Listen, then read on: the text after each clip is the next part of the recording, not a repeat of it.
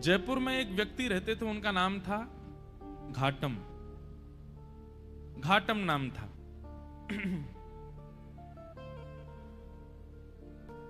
उनका पेशा था, उनके पूर्वजों से ही चला आ रहा था, वो सब चोरी करते थे। दादाजी, परदादा, परदादा, पूरे गांव का ही यही पेशा था, यही काम था, सब चोरी करते थे। घाटम जी भी चोरी करते थे। एक बार श्री घाटम जी कहीं जयपुर से आमेर जाते हैं, तो बीच में, अभी जहां कथा थी इससे पहले, वो वही स्थान है आमेर और जयपुर के बीच में, कनक घाटी। वहीं श्री घाटम दास जी रहते थे। उनका नाम बाद में घाटम दास हो गया, पर पहले उनका नाम घाटम था। तो घाटम जी चोरी करते थे। एक बार रात में बैठे थे चोरी करने के लिए, तो उस दिन कोई व्यक्ति तो मिला नहीं उनको मालदार, लेकिन झोला लिए हाथ में और जटाएं बांध करके कोई संत वहां से जा रहे थे। घाटम जी बेचारे 2 दिन से तो उनको कुछ चोरी हुई नहीं थी, फिर भी मन में विचार करने लगे, तो महात्मा है, इनकी क्या चोरी करूं मैं, कोई बात नहीं, चोरी नहीं करता हूं, प्रणाम कर लेता हूं जाके। और घाटम जी उनके मार्ग पर आ गए और अर्धरात्रि का समय, घनघोर अंधेरा, प्रणाम किया। महात्मा रुक गए, बोले अरे खुश रहो वत्स, क्या नाम है, नाम आदि पूछा, कहां रहते हो, स्थान बताया, क्या करते हो। घाटम जी बोले मैं चोरी करता हूं। महात्मा को यह बात बड़ी बढ़िया लगी कि इसने छुपाया नहीं मुझसे, सत्य बोला। बोले चोरी क्यों करते हो भाई, चोरी डकैती करना ये अच्छी बात नहीं है, मत किया करो, अच्छा काम नहीं है। बोले महाराज काम तो अच्छा नहीं है मैं जानता हूं, पर ये तो मेरे परिवार का पेशा है, मेरे पूर्वजों से चली आ रही है चोरी, हमारा परिवार इसी में ही निपुण है। मेरा बेटा है अभी 5 साल का, उसको भी तैयारी करा रहा हूं मैं, उसको भी सिखा रहा हूं कैसे जाना चाहिए, क्या क्या आयुध संग लेके जाने चाहिए, किस प्रकार लोगों को देख करके समझ जाना चाहिए मालदार है कि नहीं है। महात्मा बैठे बैठे, देखो संत का स्वरूप क्या होना चाहिए, संत केवल वहां ना जाए जहां माला और दक्षिणा मिले। संत का स्वरूप है वो जहां जाए, अगर दिख रहा है कि कुछ दूषित स्थान है, दिख रहा है कि इसके अंदर कुछ कमियां हैं, उसको सुधार करे। इसीलिए वो संत बना है, इसीलिए वो साधु बना है, केवल मालदार बनने के लिए नहीं बना है साधु। महात्मा को चिंता हो गई, बोले अगर मैं इसको कुछ सिखा करके नहीं गया और इसका जीवन परिवर्तित करके नहीं गया, तो इस मार्ग से निकलना मेरा दुष्कर हो जाएगा। ठाकुर जी ने मुझे इस मार्ग से भेजा है, इसका मतलब ठाकुर जी चाहते हैं कि इसको मैं कुछ बताऊं। महात्मा जी ने उसको बैठाया, बोले सुनो ये घाटम, तुम चोरी मत किया करो, तुम छोड़ दो चोरी। बोले महाराज जिसके रग रग में, जिसके रक्त में चोरी हो, वो कैसे छोड़ सकता है। अरे हम तो ऐसे हैं, परिवार में भी हम लोग रोटी भी पानी हो तो हम चोरी करके ही पाते हैं, हम रसोई में मांगते नहीं रोटी दे दो, हम वहां भी चुपके से ही जाते हैं। इतना ज्यादा हम लोगों में चोरपन घुस चुका है कि अब ये निकल नहीं सकता। महात्मा थोड़े व्याकुल थे, तो घाटम जी बोले भगवान आप देखिए व्याकुल मत होइए, मैं भी विवश हूं कि मैं नहीं छोड़ सकता चोरी, पर हां चोरी के अलावा जो कहोगे वो करूंगा। चोरी तो मैं करूंगा, लेकिन उसके अलावा आप जो कहोगे वो मैं अपने जीवन में उतार लूंगा, उस आज्ञा को मैं सर्वोपरि मानूंगा, बस चोरी को छोड़ने को मत कहो, चोरी के साथ साथ जो कहोगे मैं करूंगा। महात्मा ने विचार किया, महात्मा बोले ठीक है 4 बातें लिखो। सबसे पहली बात, तुम सत्य बोलोगे। घाटम जी बोले ठीक है, आज के बाद चाहे कुछ हो जाए मैं सत्य ही बोलूंगा। दूसरी बात लिखो, संत जनों का खूब सम्मान करोगे, आदर करोगे। बोले जी महाराज जी। तीसरी बात लिखो, जो भी लाओगे घर में, चाहे चोरी करके लाओ, चाहे प्रेम से लाओ, कमा के लाओ, सबसे पहले ठाकुर जी को निवेदित करोगे, उसके बाद स्वीकार करोगे। बोले जी। और चौथी और अंतिम बात, कहीं मंदिर दिख जाए, मठ दिख जाए, आश्रम दिख जाए, संत दिख जाए, 100 काम छोड़ के चोरी करके भाग रहे हो, सिपाही पीछे पड़े तो भी रुकोगे, प्रणाम करोगे, फिर जाओगे। घाटम बोला जो आज्ञा। अब ये 4 बात मेरे लिए अध्यादेश हैं, आदेश नहीं है, अध्यादेश है। चाहे दुनिया इधर उधर हो जाए, मैं इन 4 बातों को कभी नहीं छोड़ूंगा। संत बोले ठीक है। अब देखो गुरु आज्ञा कितनी बड़ी होती है। ये कोई लिखी हुई कथा नहीं है, ये असली कथा है। आज भी घाटम जी का वहां घर है, आज भी उनका वंश है वहां पर। और इनका जो मतलब कुल गोत्र था, हमारे राजस्थान की तरफ मीणा होते हैं, वो उन्हीं परिवार में से थे। तो घाटम जी ने अपने गुरु की आज्ञा मान ली। बोले 4 बातें मुझे करनी है। एक बार कुछ संतों की टोली जा रही थी, घाटम जी ने देख लिया, दौड़ करके गए, चरणों में निवेदन किया मेरे घर आ जाइए, प्रसाद पा लीजिए। संत बोले ठीक है। अब घर पहुंच गए। अब लेकिन घाटम जी के घर पे व्यवस्था कुछ नहीं थी भोजन की। पत्नी से कहा 5 मूर्ति आई हैं, भोजन बनाओ। बोले 5? हम 2 के लिए तो भोजन नहीं है, 5 को कैसे पवाऊं मैं? घाटम जी बोले गुरु आज्ञा निरर्थक हो जाएगी, मुझे कैसे भी इनको 5 को प्रसाद तो पवाना है। घाटम जी ने देखा कि पड़ोस में एक कोई व्यक्ति रहता, उसके पास में उसके गेहूं अनाज आदि का भंडार है, थोड़ा चोरी करके ले आता हूं, उससे बना के इनको पवा देंगे, गुरु आज्ञा पूरी हो जाएगी। गुरुजी ने यही तो कहा है कि संतों की सेवा करो, अब कैसे भी करो, चोरी करके करो चाहे कुछ करो।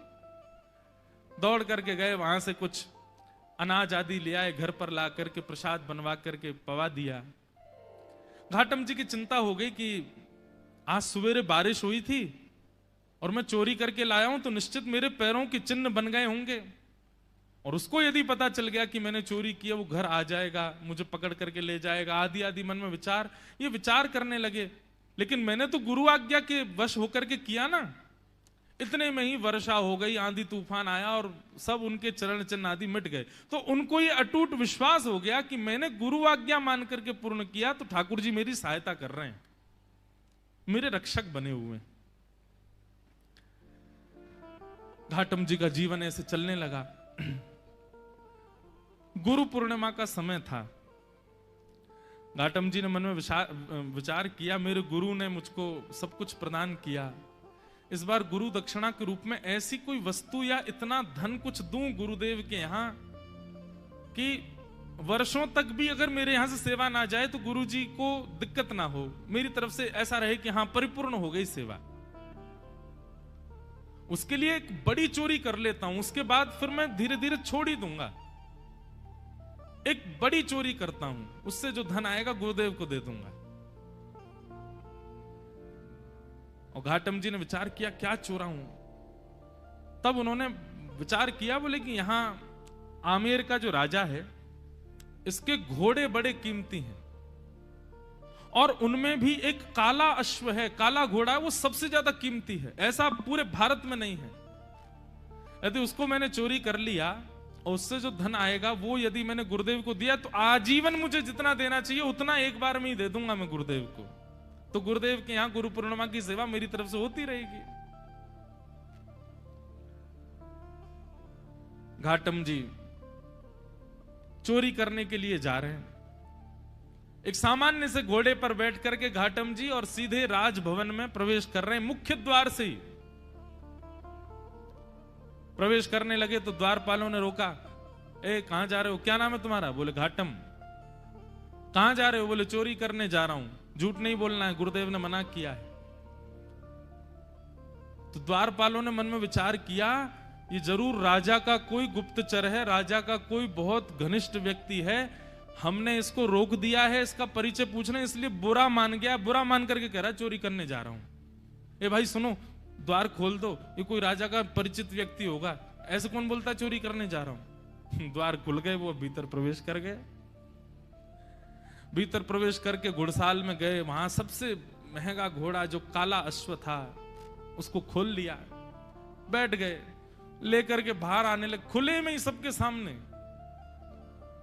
बाहर की ओर जाने लगे। तो द्वारपालों ने कहा ये तो राजा का घोड़ा है, ये क्यों ले जा रहे हैं? फिर भैया ये काला अश्व कहां लेके जा रहे हो? बोले चोरी करने आया था, चोरी कर ली, अब चोरी करके ले जा रहा हूं। द्वारपाल बोले ये तो कुछ ज्यादा ही बुरा मान गया है, ऐसे कौन बोलता है? अरे भैया द्वार खोल दो, इनको जाने दो। रोको नहीं। उनका सत्य और वहां द्वारपाल का उसके प्रति ये भाव रखना कि बुरा मान गए, वो ऐसा फिट हुआ कि किसी को शंका ही नहीं हुई कि ये चोरी कर रहे हैं। घोड़ा लेकर के चले गए और उसी समय राजा ने आज्ञा की मेरे घोड़े तैयार करो, मैं भी जाऊंगा कहीं। ऐसा उसने आज्ञा की। जाके देखा तो काले अश्व थे नहीं। अफरा तफरी मची। जब द्वारपालों के कान में बात पहुंची तो उन्होंने हल्ला किया कि अरे एक व्यक्ति आया था, आकर के इतना सत्य बोल के, वो तो बोल के गया मैं चोरी करने आया हूं, चोरी करके ले भी गया, तुमने रोका क्यों नहीं? बोले महाराज हमको लगा कि ऐसे कौन बोलता है, चोर कभी ये बोलता मैं चोरी करने आया हूं, लेकिन वो सत्य बोल रहा था तो हमको लगा आपका कोई गुप्तचर है, आपका कोई घनिष्ठ है, इसलिए हमने रोका नहीं उसको, ले गया वो। सैनिकों को भेजा, जाओ पकड़ लो उसको, घोड़े लेके आओ। घाटम जी घोड़ा लेकर के जा रहे थे, दौड़ रहे थे खूब तेज कि राजा के कोई दूत आए उससे पहले मैं इसका विक्रय कर दूं कहीं। लेकिन तभी उसी मार्ग पर ही एक मंदिर पड़ा राम जी का, और वहां संभवतः उसी समय आरती चल रही थी। गुरुदेव की आज्ञा याद आ गई। बोले गुरुजी ने कहा था कहीं मठ मंदिर आश्रम दिख जाए तुरंत रुक के प्रणाम करना है। तुरंत अपना घोड़ा रोका। भयभीत है मन में, लेकिन गुरु आज्ञा पर इतना विश्वास। घोड़े को रोका, खड़ा किया, वहीं एक पेड़ से बांध दिया, भीतर भाज करके गए। जल्दी जल्दी प्रणाम कर रहे थे, आरती चल रही थी, आरती प्रणाम की, संतों को प्रणाम किया, परिक्रमा लगा रहे थे, 4 परिक्रमा करी। लेकिन जब तक वो बाहर आते उससे पहले सैनिक आ गए, और सैनिकों ने आकर के देखा घोड़ा खड़ा है। लेकिन एक आश्चर्य हुआ, वो घोड़ा जो काला था वो श्वेत हो गया था, लेकिन घोड़े की आकृति, घोड़े की कद काठी, घोड़े का स्वरूप बिल्कुल वैसा ही था जैसा उस काले, बस उसका वर्ण श्वेत हो गया। तो सैनिक खड़े तो हो गए आके, लेकिन कहने ये घोड़ा तो वही है, लेकिन ये श्वेत कैसे हो गया? घाटम जी निकल करके बाहर आए, सैनिकों ने उनकी ओर देखा, ये घोड़ा किसका है? बोले घोड़ा राजा का है। बोले राजा का घोड़ा तो काला था, ये श्वेत कैसे हो गया? तुम चोरी करके लाए ना? बोले हाँ मैं चोरी करके लाया। ये श्वेत कैसे हो गया? बोले ये तो मुझे नहीं पता, क्योंकि मैंने जब बांधा था तब तो काला ही था। ये श्वेत कैसे हुआ ये तो मुझे नहीं पता। अरे तुझे नहीं पता, ऐसा कैसे बोल सकते हो? बोले मैं सत्य बोल रहा हूं, मुझे लगता है मैंने जिनको निवेदित किया उन्होंने इसको श्वेत कर दिया। सैनिक बोले क्या बोल रहे हो ये? बोले हाँ मैं जो भी चीज लाता हूं पहले ठाकुर जी को निवेदित करता हूं, तो शायद ठाकुर जी श्याम वर्ण के हैं, उन्होंने सोचा होगा श्याम वर्ण के घोड़े पे मैं बैठूं दिखूंगा ही नहीं, इसलिए उन्होंने श्वेत कर दिया। सैनिक बोले ये क्या तुम बोल रहे हो? बोले मैं सत्य बोल रहा हूं, ये वही घोड़ा है जो राजा का है, मैं चोरी करके लाया हूं, मैंने बांधा था तब काला था, आप लोग आए तो कहीं आप मुझे पकड़ो ना, इसलिए ठाकुर जी ने श्वेत कर दिया, पर संभवतः आपने पकड़ लिया मुझको। तो तुम ये कहना चाहते हो ठाकुर जी तुम्हारी चोरी में सहायता कर रहे हैं? नहीं नहीं, सहायता तो ठाकुर जी नहीं कर रहे हैं, पर ऐसा कह भी दें तो कोई अतिशयोक्ति नहीं, कर तो रहे हैं, श्वेत उन्होंने ही किया है।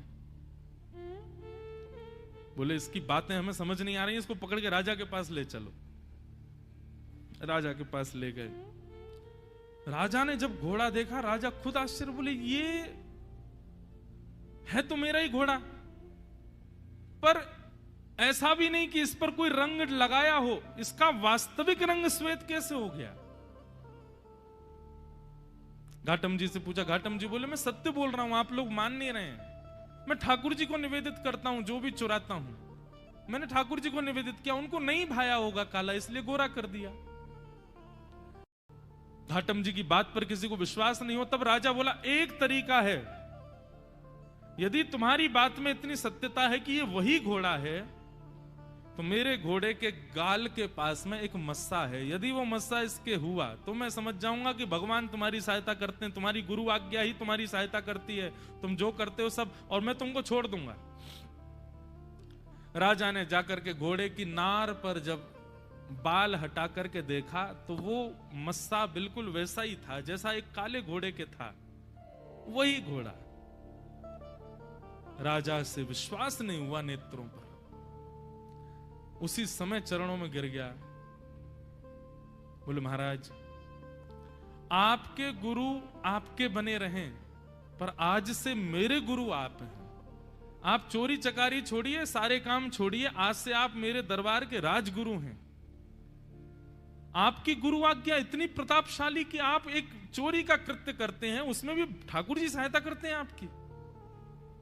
आज से आप मेरे राजगुरु। और श्री घाटम जी को राजगुरु बना दिया। लेकिन राजगुरु बनने के बाद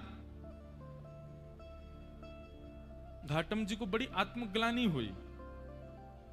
उन्होंने मन में विचार किया कि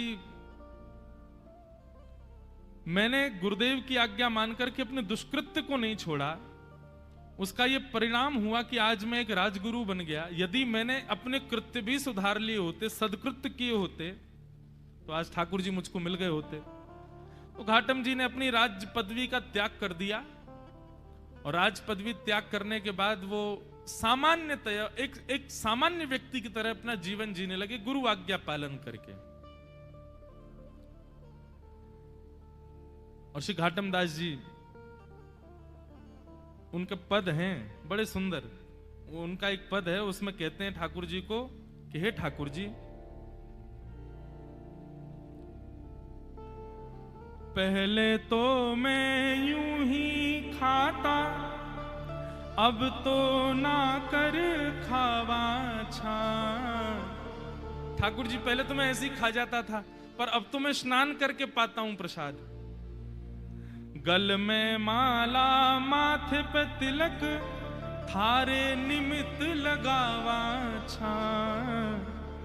महाने तो ऐता कर दीना, थाने की ना काई। मैंने तो इतना कर लिया आपके लिए, आपने मेरे लिए क्या किया ठाकुर जी? घाटम दास जात को मीना, तारोगे की ना। इतनी सरल सहज वाणी उनकी। ठाकुर जी से कह रहे हैं मैंने आपके लिए इतना कुछ किया, अब तो मैं नहा के खाता हूं, अब तो तिलक लगाता हूं, माला पहनता हूं गले में। ठाकुर जी अब तो कृपा करो मुझ पर। और श्री घाटम दास जी का एक पद है, बहुत सुंदर पद है। जे नर रसना नाम उचारे, जे नर रसना नाम उचारे। आप लोग व्याख्यान बीच में जहां मुझे जरूरी लगेगा मैं करूंगा, लेकिन समझते रहिएगा। घाटम दास जी कह रहे हैं जो व्यक्ति अपनी रसना से भगवान नाम उच्चारण करता है, उसके साथ क्या क्या होता है, श्री घाटम दास जी वर्णन कर रहे हैं। जे नर रसना नाम उचारे, जे नर रसना नाम उचारे, जे नर रसना नाम उचारे, जे नर रसना नाम उचारे। काम क्रोध मद लोभ तजे, काम क्रोध मद लोभ। घाटम दास राम को परिचय, तीनों लोक उधारे। जब आप राम बोलते हैं, मस्तिष्क पर भगवत चरणार विंदों का तिलक लगाते हैं, भेष भी भगवत भेष धारण करते हैं, तो निश्चित रूप से आप राम के हैं, ये परिचय आपका हो जाता है। सबका अपना एक परिचय है, पर वैष्णव का परिचय दूर से देखने मात्र से पता चल जाता है कि ठाकुर जी का है। इसीलिए मैं कहता हूं कि भेष बहुत आवश्यक है। यमदूत दूर से ही देख के समझ जाएं कि हाँ ठाकुर जी को सेवक है, ठाकुर जी को चरण उपासक है। भले ही भीतर से कुछ भी हो, बाहर से भेष के रूप में ही केवल तुम ठाकुर जी के बन जाओ, वही से ही कल्याण है। घाटम दास जी कह रहे हैं राम जी का परिचय, जिस प्रकार कहीं पुलिस वाले बैरिकेटिंग लगा दें या कहीं वीवीआईपी लोग नहीं जाने देते भीतर, तो वहां आप अपना परिचय बताते हो कि हमारा उससे परिचय है, वहां के एमएलए हमारे चाचा हैं, वहां के वो मुख्यमंत्री हमारे फूफा जी हैं, ये है वो है, ऐसे परिचय देकर के भीतर चले जाते हो। घाटम दास जी कह रहे हैं तीनों लोग सब जगह पहरेदारी है। पाप करने वाला नरक जाएगा, पुण्य करने वाला स्वर्ग जाएगा और भक्ति करने वाला वैकुंठ जाएगा। इनके अतिरिक्त व्यक्ति यहां कोई नहीं आ सकता। परंतु घाटम दास जी कहते हैं जिसका राम जी से परिचय है, जो राम जी का है ऐसा जिसका परिचय है, तीनों लोक उद्धार है। उसको तीनों लोक में कहीं भी रुकावट नहीं हो सकती, वो तीनों लोकों से उबर जाता है। जे नर रसना नाम उचारे, ऐसे घाटम दास जी फिर कालांतर में उनको आगे चल करके ठाकुर जी का प्रत्यक्ष साक्षात्कार दर्शन हुआ और दर्शन के पश्चात वे भगवत धाम को प्रस्थान कर गए। तो एक सदगुरु की कृपा, उसकी सामान्य वाणी। अरे राह चलते हुए एक संत ने 4 बातें बता दी एक चोर को, और उस मार्ग पर चल करके वो चोर एक दिन ठाकुर जी के प्रत्यक्ष दर्शन कर लेता। हम चोर तो नहीं है, हम डाकू तो नहीं है, हम डकैत तो नहीं है, हम इतने नीच तो नहीं है, हम तो सामान्य मानव हैं। शुद्ध रोटी खाते हैं, शुद्ध जल पीते हैं, शुद्धता से रहते हैं, सब काम ठीक करते हैं। हम में इतने अवगुण नहीं है। हम गुरु आज्ञा को यदि मान लें तो हमारी स्थिति क्या होगी। इसलिए भैया आज्ञा गुरुणाम अविचारणीयाम, ये रहुगण जड़ भरत संवाद इसी बात का प्रतिपादन